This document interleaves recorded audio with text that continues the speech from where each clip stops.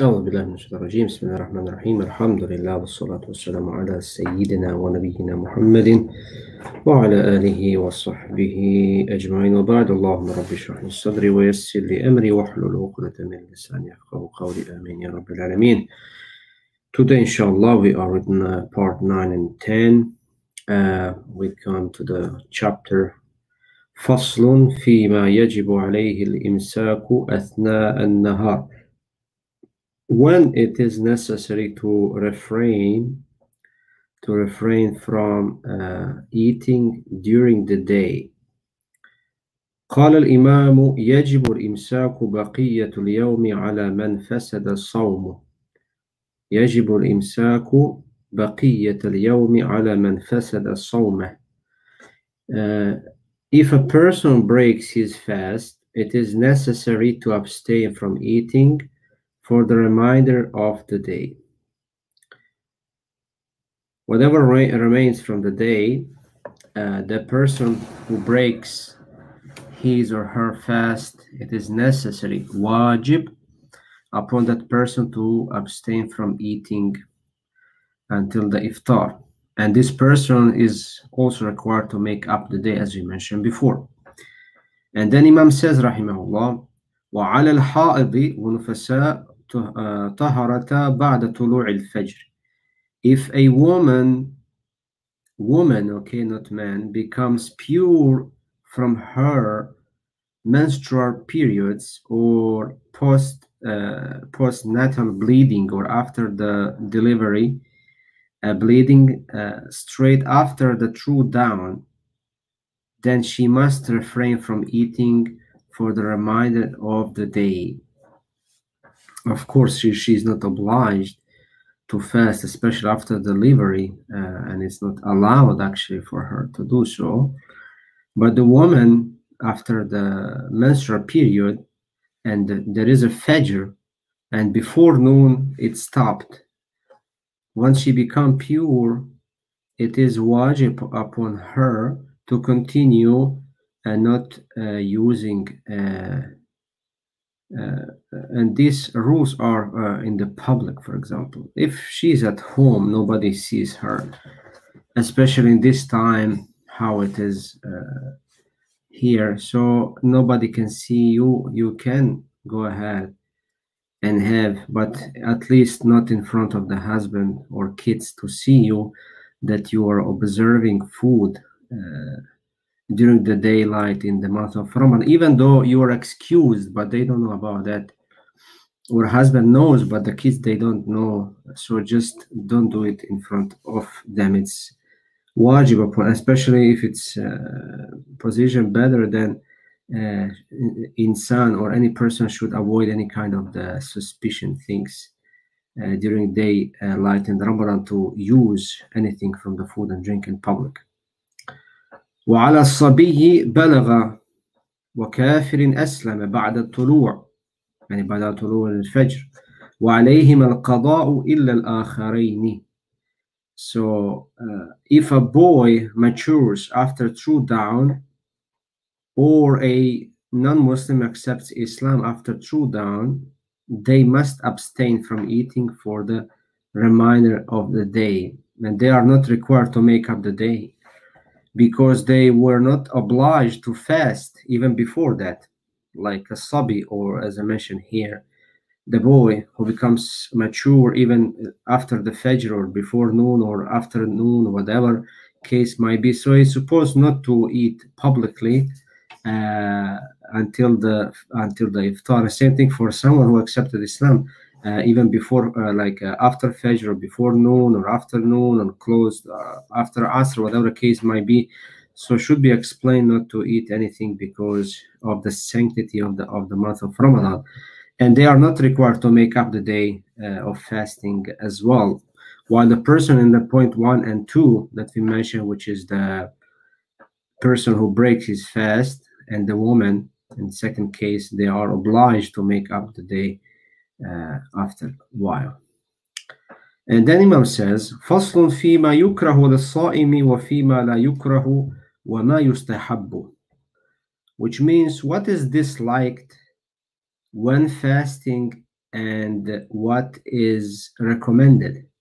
So basically, what is disliked to do during the fast and what is not disliked during the fast, and what is recommended while fasting. Okay.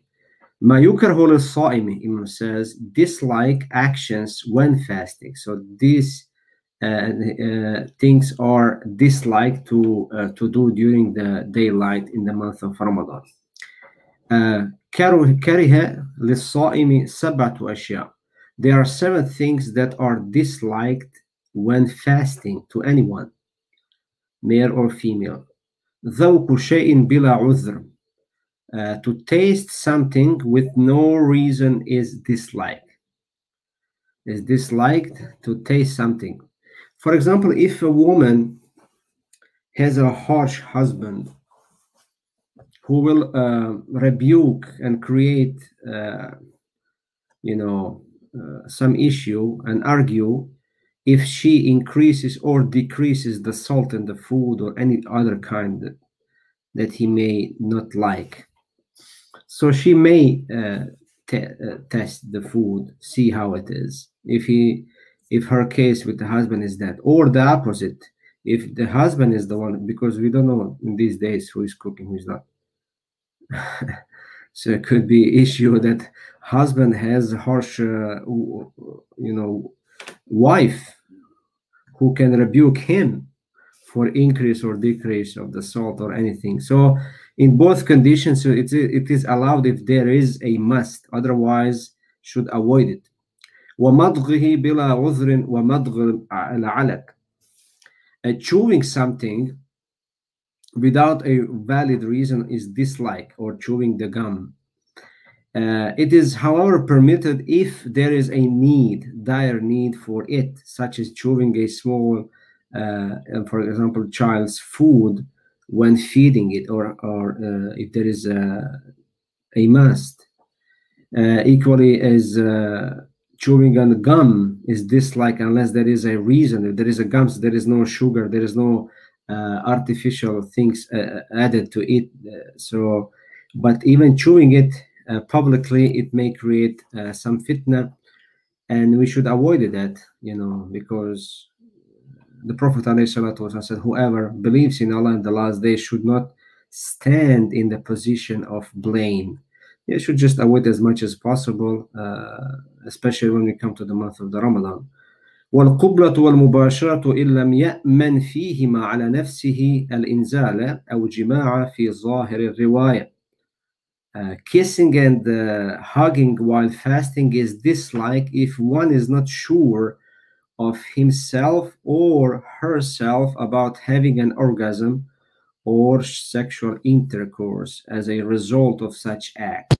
So someone must avoid it as much as possible, because those things, touching, kissing, and playing, it can ruin our fasting as well, and especially if someone is unable to control himself or herself, will completely void our fast. So that is makruh as well, disliked act. And then وجمع الريق في الفم ثم ابتلاعه. الريق, gathering the saliva in the mouth and then swallowing it, is act disliked, which means you are collecting your saliva in the mouth for big amount and then you swallow at once. So that is disliked act to do it as well. It is disliked to perform any act وما ظن أنه يضعفه كالفصد والحجامة. So it is disliked to perform any act which is believed to weaken one from fasting, such as capping and bloodletting, or what they call it. I forgot the name of it. So taking the blood from the vein, so that things, it could awaken our body, especially if insan is becomes a weak. And hijama is cupping, taking the blood from the body, so it can, or working physically very hard jobs that can make us, losing our power and got more thirsty and so on. So if somebody is able to avoid it, it is much better. ثم قال الإمام ما لا يكره للصائم. What is not disliked when fasting? So things are not disliked, so you can do it. And Imam said وتسعة أشياء لا تكره للصائم. There are 9 things that are not disliked when fasting. لا تكره للصائم. 9 أشياء لا تكره للصائم. There are 9 things that are not disliked when fasting. And he said القبلة والمباشرة مع الأمن. He mentions kissing and hugging is not disliked provided one is sure and in full control of himself or herself that it will not lead to orgasm or sexual intercourse. Yeah. So in the first, if somebody is weak, cannot control himself or herself, then it is not okay to do it, disliked. You should avoid it. But if somebody is able to do so and knowing that he is or she is fasting, so then it's okay. But preferably is to avoid it as much as possible. وَدَهْنُ الشَّارِبِ, rubbing oil on or lotion onto the mustache is not disliked during the fast. So if you put some oil, it's not.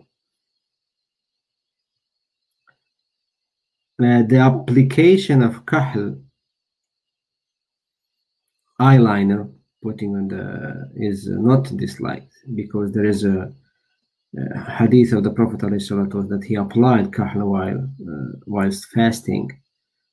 So it is okay. Hijama, cupping, is not disliked provided that, if you believe that will not harm you and weaken your body. And the fist as well, bloodletting is not disliked if one believes he will not be tired or he will not be weak. So these things, some of them are makruh for one group of the people and others are not. والسواك آخر النهار بل هو سنة كأوله ولو كان رطبا أو مبلولا بالماء. There is no dislike to use the siwak at the end of the day. Rather, it is sunnah just like it is at the beginning of the day.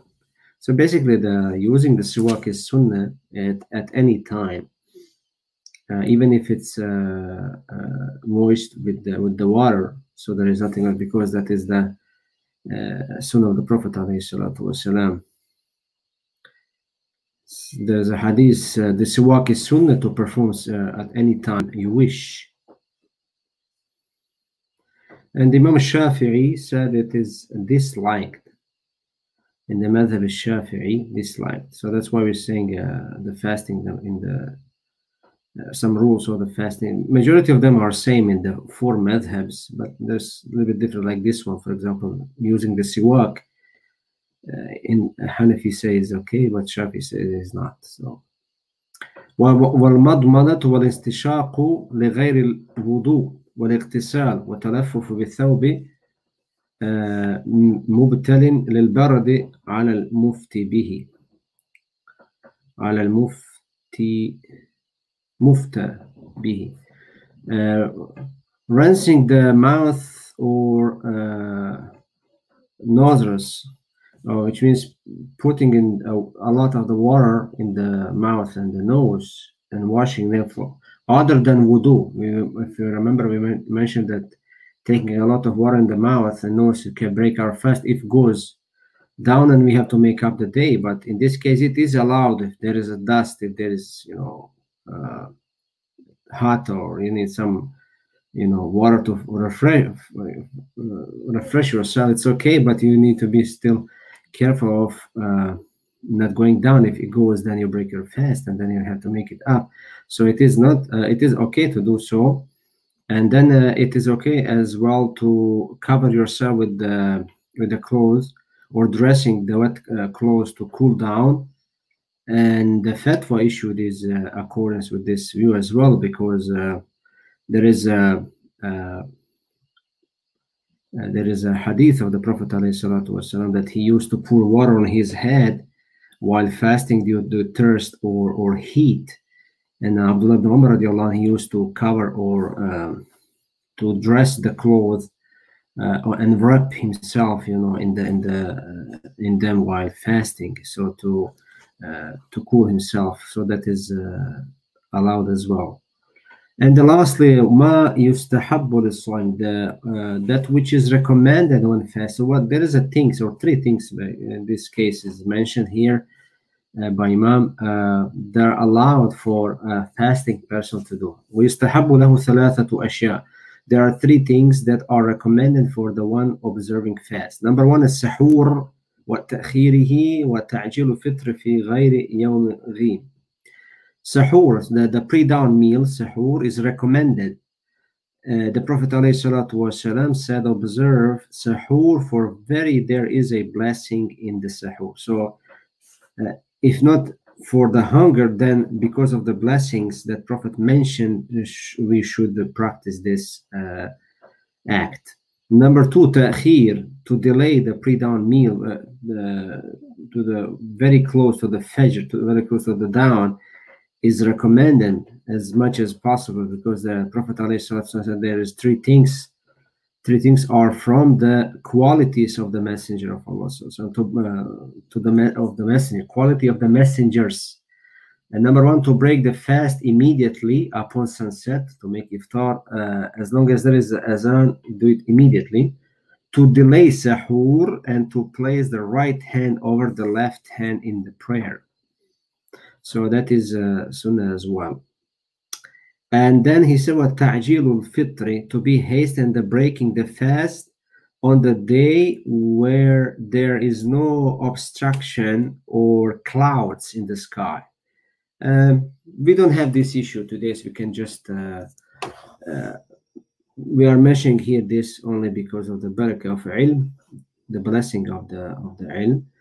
But we don't, because we have a taqweem, and we know exactly when we start our fast and when we break our fast. So there is no big deal if there is clouds, if there is obstruction sky or this and that. So we have our schedule, just follow it, and there is no need to bother yourself. So this one is we don't have apply this third condition or third advice. That's it for today, inshallah, this 9th and 10th bar. So we will continue for the next time about other issue, and we ask Allah subhanahu wa ta'ala to help all of us, to bless us and guide us to the straight path. Ameen ya Rabbil Alameen. Wassalamu alaikum wa rahmatuhu ta'ala wa barakatuh.